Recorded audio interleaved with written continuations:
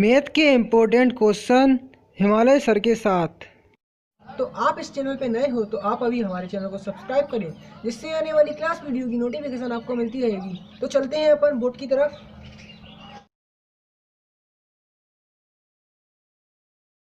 तो आपके अपने इस यूट्यूब चैनल में आप सभी लोगों का स्वागत है। अब स्टूडेंट में चिंता का विषय है कि जो हमने तैयारी करी है उसमें से कौन से क्वेश्चन बोर्ड परीक्षा में पूछे जा सकते हैं। तो मैं आपको कुछ ऐसे महत्वपूर्ण सवाल कराने जा रहा हूँ जो बोर्ड एग्जाम में पूछे जाने की संभावना है। आप तो अपनी फुल तैयारी रखें, पर आप जब मैथ के सवाल करें मुख्य रूप से इन सवालों को भी करें, वरना आप फुल तैयारी नहीं करेंगे और इन्हीं क्वेश्चनों को मात्र कर लेंगे जो मैं बोर्ड पे बताने जा रहा हूँ। तो वरना आप मुझसे कहेंगे कि सर आपने ये क्वेश्चन बताए थे और ये बोर्ड पेपर में नहीं आए। तो आप अपनी फुल तैयारी रखें और जो मैं बोर्ड पे क्वेश्चन कराऊँ उनको भी मुख्य रूप से आप कर लें। तो चलते हैं बोर्ड की तरफ। जैसा कि बोर्ड के एग्जाम के मैथ के पेपर में सबसे पहले आपको ओटी देखने को मिलती है। क्या ओटी देखने को मिलती है? 25 या 20 मार्क्स की आती है। अब मैं आपको बताऊं कि बोर्ड के एग्जाम में जो अपनी ओटी है उसकी तैयारी कैसे करें।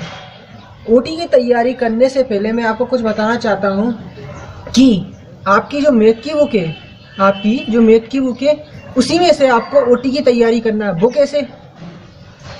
सबसे पहले तो ये अपनी बुक होती है, मैथ की बुक होती है। उसके हर एक चैप्टर के पीछे क्या दिया रहता है? याद रखने योग्य बातें दी रहती हैं। कौन सी बातें? याद रखने योग्य बातें।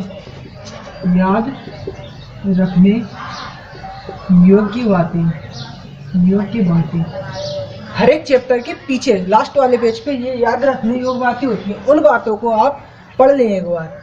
जब भी आप फर्स्ट चैप्टर के सवाल लगाएं तो फर्स्ट चैप्टर के लास्ट में जो याद रखने योग्य बातें रहती है वो आप पढ़ के जाएं। सेकेंड बात क्या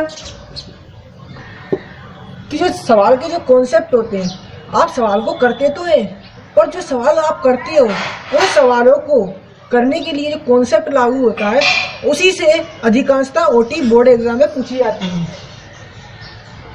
सवाल को करने के लिए जो कॉन्सेप्ट लागू होता है। अब तीसरी बात क्या? तीसरी बात ये कि आपने देखा होगा कि अपनी बुक में कुछ ऐसे सेंटेंस लिखे रहते हैं जो कि एक बॉक्स में होते हैं, और जो काफ़ी बोल्ड होते हैं, काफ़ी डार्क होते हैं और एक बॉक्स में लिखे होते हैं।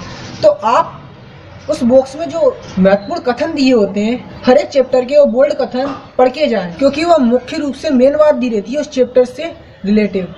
तो आप उसको पढ़ के जाएं। बोल्ड शब्द।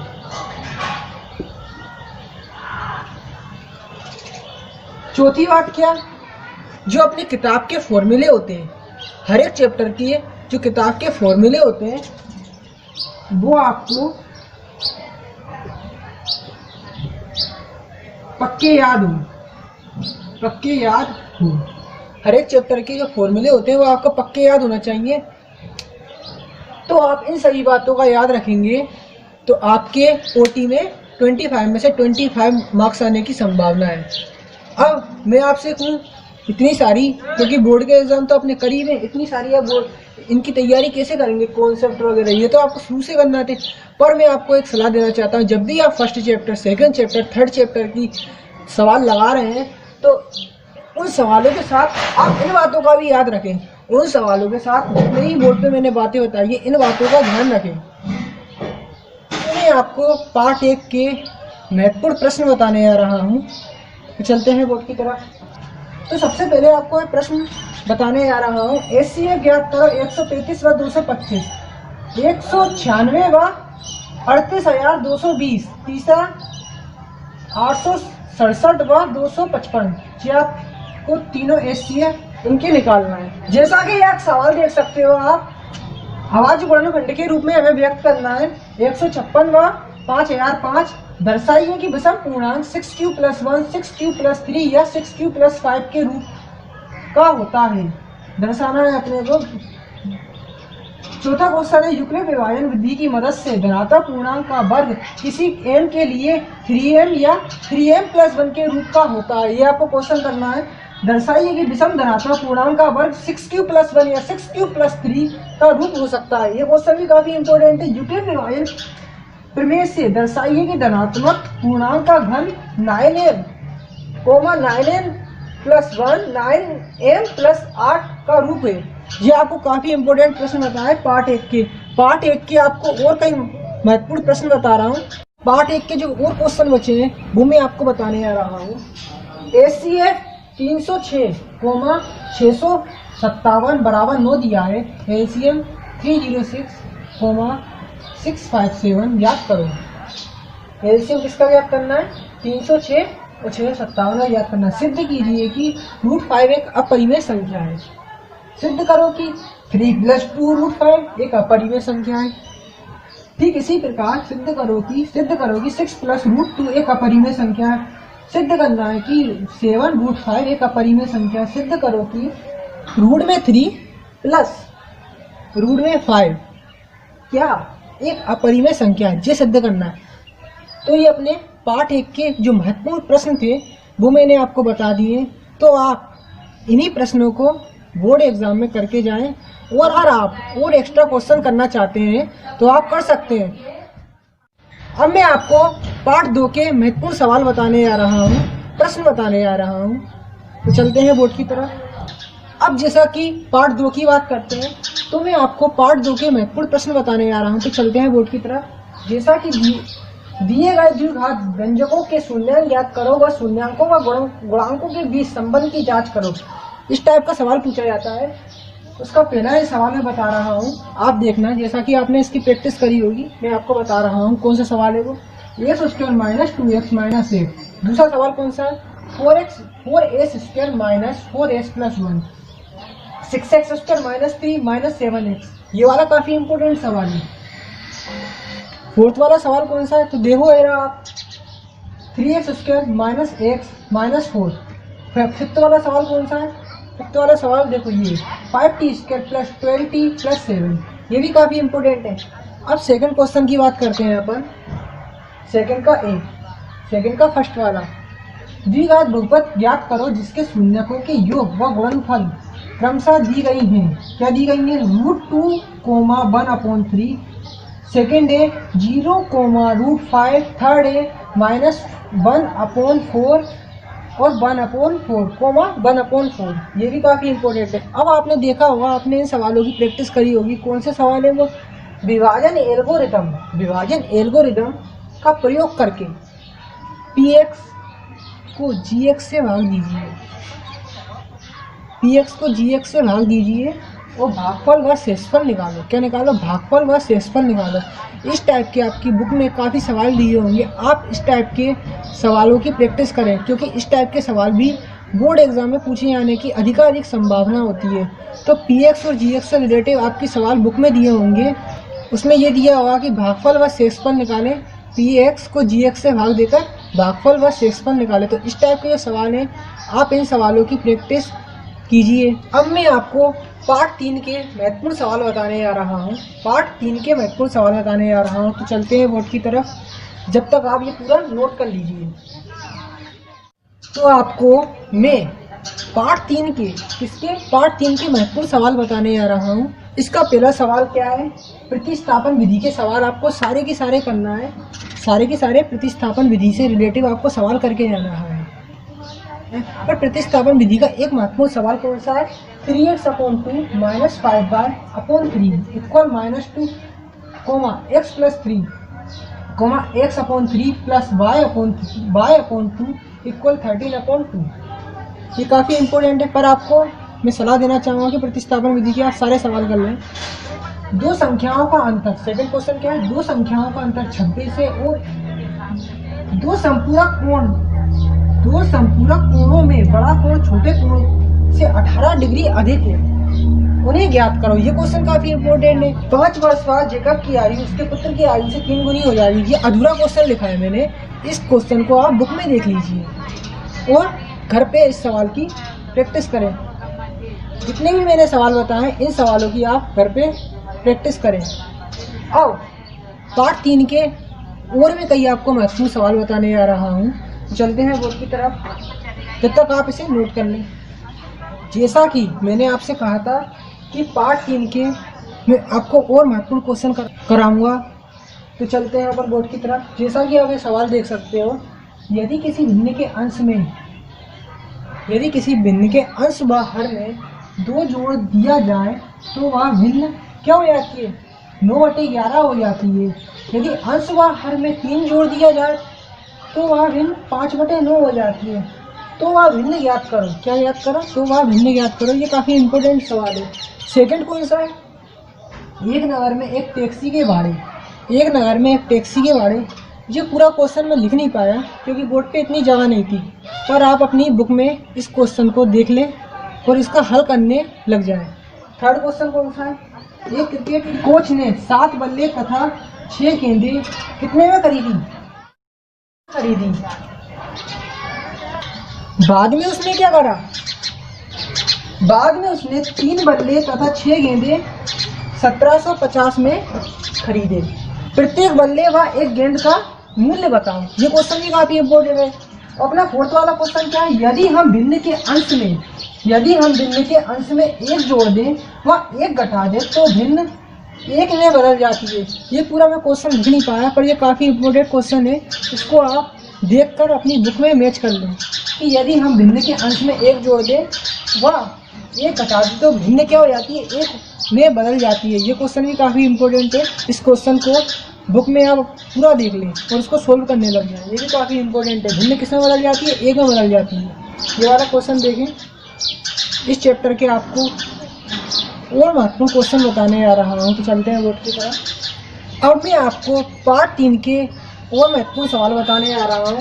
जैसा कि देख सकते हो, ऋतु धारा के अनुकूल 2 घंटे व 20 किलोमीटर तैर सकती है। वह धारा के प्रतिकूल 2 घंटे में 4 किलोमीटर तैर सकती है। उसके स्थिर जल में तैरने की चाल तथा धारा की चाल ज्ञात करो। ये काफ़ी इंपॉर्टेंट सवाल है क्योंकि इसमें धारा के अनुकूल दिया है और धारा के प्रतिकूल दिया है। इस टाइप के सवाल देखने मिल सकते हैं आपको। दूसरा क्वेश्चन क्या है?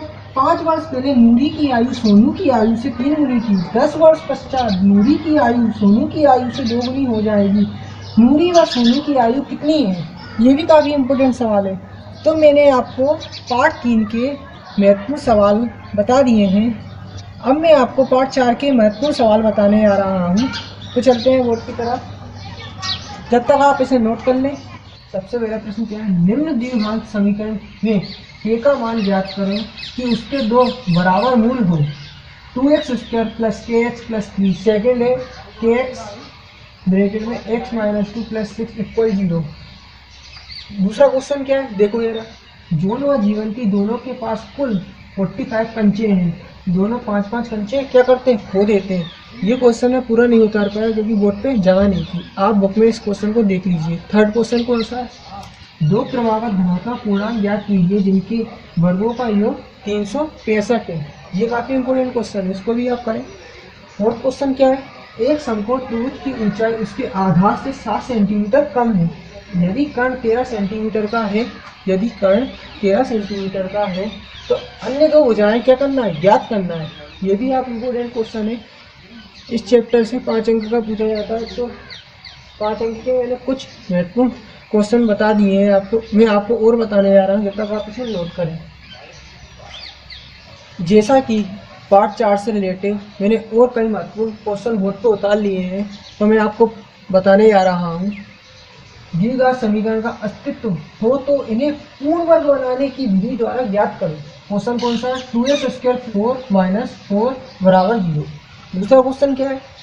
एक क्लास टेस्ट में शेफाली के गणित व अंग्रेजी में प्राप्त अंकों का ये कितना है? 30 है। इतना है 30 है। ये वो क्वेश्चन उतार नहीं पाया क्योंकि ये काफ़ी बड़ा क्वेश्चन है। आप इसे जरा बुक में देखें, मैच करें। एक क्लास टेस्ट में शेफाली व गणित व अंग्रेजी में प्राप्त अंकों का योग 30 है। थर्ड क्वेश्चन क्या है? 2 संख्याओं के वर्गों का अंतर 180 है। छोटी संख्या का वर्ग बड़ी संख्या का 8 गुना है। दोनों संख्याएं ज्ञात करो। ये क्वेश्चन को भी आप देखें। एक रेलगाड़ी एक समान चाल से 360 किलोमीटर की दूरी तय करती है। यदि वह 5 किलोमीटर अधिक होती तो वह यात्रा में 1 घंटा कम समय लेती। रेलगाड़ी की चाल निकालना है अपने को। ये काफ़ी इम्पोर्टेंट क्वेश्चन है, ये वाला काफ़ी इम्पोर्टेंट क्वेश्चन है, इसे आप मुख्य रूप से करें, है ना। पार्ट 4 से रिलेटेड मैं आपको और महत्वपूर्ण प्रश्न बताने जा रहा हूँ, जब तक आप इसे नोट करें। जैसा कि मैंने पार्ट 4 से रिलेटेड और कई महत्वपूर्ण क्वेश्चन बोर्ड पे उतार लिए, उनको मैं पढ़ने जा रहा हूँ। 2 पानी के नल एक साथ एक होज का 9 सही 3/8 घंटों में भर सकते हैं। बड़े व्यास वाला नल होज को भरने में कम व्यास वाले नल से 10 घंटे कम समय लेता है। तो प्रत्येक द्वारा अलग से होज भरने का समय ज्ञात करना है अपने को। दूसरा क्वेश्चन कौन सा है? मैसूर और बेंगलोर के बीच 132 किलोमीटर यात्रा करने में एक एक्सप्रेस रेलगाड़ी। ये क्वेश्चन मैं पूरा नहीं उतार पाया क्योंकि ये काफ़ी बड़ा है, आप इसको देखकर और समझकर अपनी किताब में मैच करें। ये तीसरा क्वेश्चन है, वो भी काफ़ी इम्पोर्टेंट है। 2 वर्गों के क्षेत्रफलों का योग 468 किलोमीटर स्क्वायर है। यदि उनके परिमापों का अंतर 24 मीटर है तो दोनों वर्गों की भुजाएं ज्ञात करो। ये वाला क्वेश्चन है, ये भी काफ़ी इम्पोर्टेंट है। जैसा कि मैंने आपको पार्ट 4 से संबंधित सारे इम्पोर्टेंट बता दिए हैं, अब आपको मैं पार्ट 5 से संबंधित कई महत्वपूर्ण क्वेश्चन बताने जा रहा हूँ। तो चलते हैं बोर्ड की तरफ, जब तक आप इसे नोट कर लें। जैसा कि पाँच पार्ट से संबंधित मैंने कई महत्वपूर्ण क्वेश्चन उतार लिए हैं मैथ के। अब मैं आपको बताने जा रहा हूँ जो अपना पार्ट 5 है, उससे 4 मार्क्स का एक क्वेश्चन देखने को मिलता है। तो वही 4 मार्क्स के क्वेश्चन मैं बताने जा रहा हूँ जिनकी संभावना है। उस एपी का 31वां पद ज्ञात करो जिसका 11वां पद 38 है व 16वां पद 73 है। दूसरा क्वेश्चन क्या है? एक एपी में 50 पद है जिसका तीसरा पद 12 है और अंतिम पद 106 है, इसका 29वां पद ज्ञात करो। तीसरा क्वेश्चन क्या है? यदि किसी एपी के तीसरे व 9वें पद 4 व -8 है तो इसका कौन सा पद शून्य होगा। ये भी काफ़ी इम्पोर्टेंट है। एपी 2 डॉट बने हुए हैं, 3, 15, 27, 39 का कौन सा पद उसके 54वें पद से 132 अधिक होगा। फिफ्थ वाला क्वेश्चन है, 2 समांतर श्रेणियों का सर्वांतर समान है। यदि इनके 100वें पदों का अंतर 100 है तो इनके 1000वें पदों का अंतर ज्ञात करना है। 5 के 5 क्वेश्चन है, जब तक आप इसे नोट करें। मैं इस चैप्टर से संबंधित आपको और महत्वपूर्ण प्रश्न लिखाने जा रहा हूँ, तो जब तक आप इसे नोट करें। जैसा कि मैंने आपसे कहा था कि 5 पार्ट के आपके लिए और महत्वपूर्ण सवाल कराने जा रहा हूँ। मैंने वही कई महत्वपूर्ण पार्ट 5 से रिलेटेड क्वेश्चन उतार लिए हैं, उनको मैं पढ़ने जा रहा हूँ। जैसा कि क्वेश्चन है अपना, सुब्बा राव ने 1995 में 5000 के मासिक वेतन पर कार्य प्रारंभ किया और प्रत्येक वर्ष 200 रुपये की वेतन वृद्धि की। किस वर्ष में उसका वेतन 7000 हो जाएगा। दूसरा क्वेश्चन क्या है? 636 प्राप्त करने के लिए AP :9, 17, 25 डेड की कितने पद लेने चाहिए किसी एपी के प्रथम व अंतिम पदों में। थर्ड क्वेश्चन क्या है? किसी एपी के प्रथम व अंतिम पदों का क्रमशः 17 व 300 पद क्रमशः 17 व 350 है। इनका सर्वांतर 9 है तो इसमें कितने पद हैं और पदों का योग कितना है वो अपने को निकालना है। फोर्थ क्वेश्चन क्या है? किसी एपी के प्रथम 7 पदों का योग 49 और प्रथम 17 पदों का योग 289 है तो उसके प्रथम n पदों का योग ज्ञात करो। तो ये आपको क्वेश्चन करना है।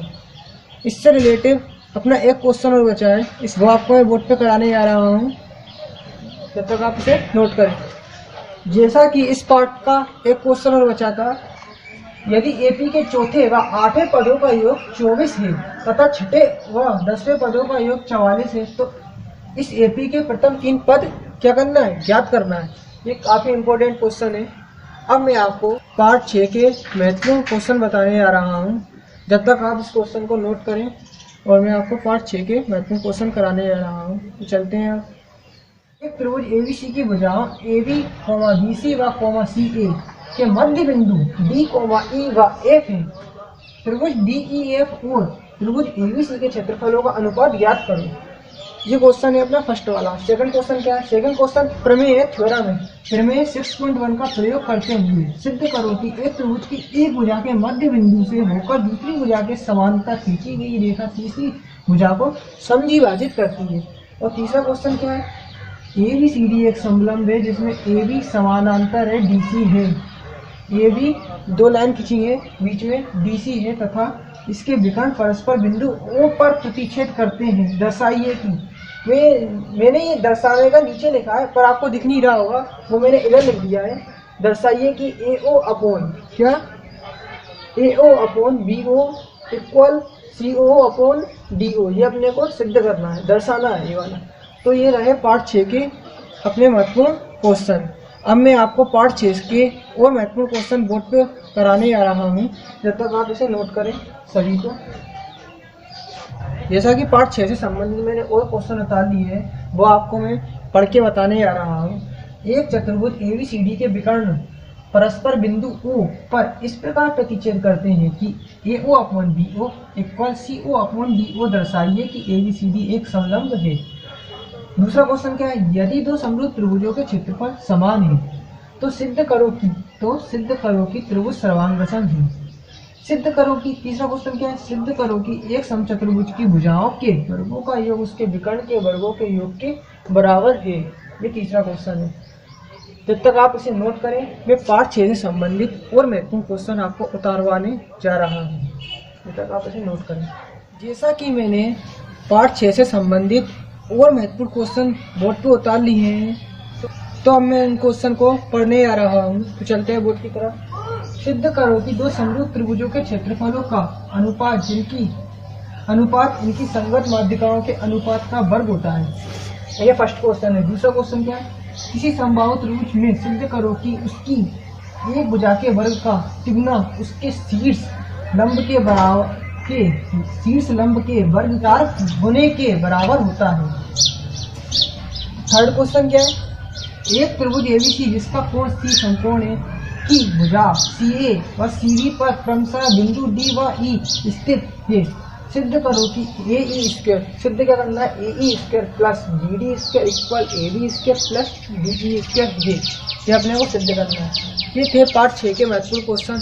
और कुछ महत्वपूर्ण क्वेश्चन पार्ट 6 के बचे हुए हैं, तो मैं आपको अभी कराने जा रहा हूँ। जब तक आप इसे नोट करो।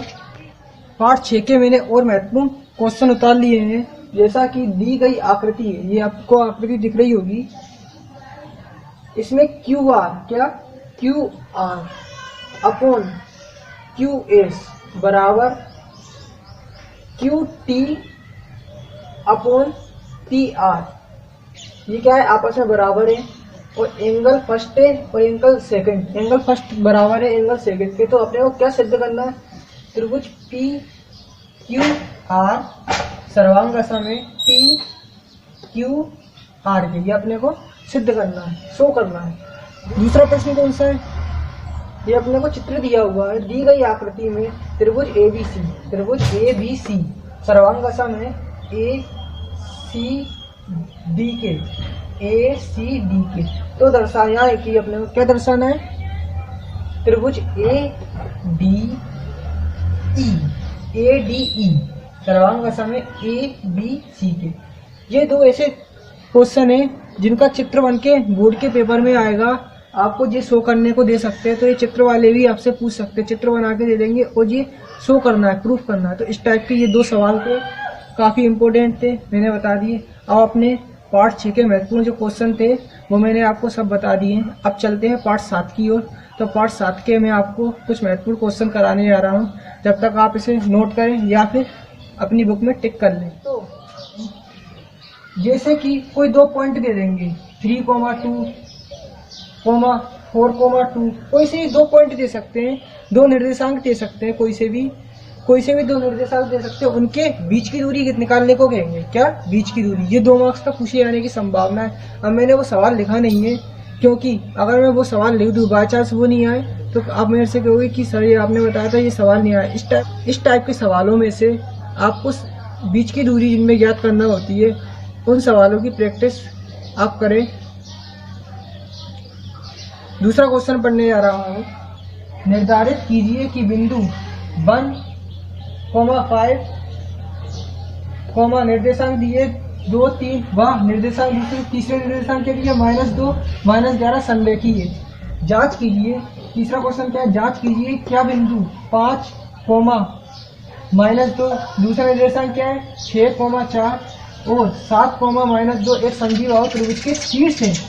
तीसरा क्वेश्चन क्या है, वह त्रिभुज ज्ञात कीजिए कि जिसमें बिंदुओं ए निर्देशांक दिए ए बिंदु के 1, -5 और डी के क्या दिए -4, 5 को मिलाने वाला रेखाखंड एक्स अक्ष से विभाजित होता है। एक्स अक्ष से विभाजित होता है। ये मैं पूरा क्वेश्चन नहीं लिख पाया, पर आप इसे पढ़ के समझ के आप अपनी बुक में नोट करें, बुक से देखें और इस पर टिक लगा लें। मैं आपको इस चैप्टर से संबंधित और महत्वपूर्ण क्वेश्चन कराने जा रहा हूँ। जैसा कि मैं आपको बताना भूल गया था कि इस पार्ट से अपने एक 2 अंक का प्रश्न देखने को मिलेगा, एक 3 नंबर का प्रश्न देखने को मिलेगा। तो मैंने पार्ट 7 से संबंधित और महत्वपूर्ण क्वेश्चन बोर्ड पर उतार लिए हैं। एक्स अक्ष पर, किस पर, एक्स अक्ष पर ज्ञात करो कि जो निर्देशांक क्या दिए 2, -5 व 2, 9 से समदूरस्थ हो। क्या हो, समदूरस्थ हो।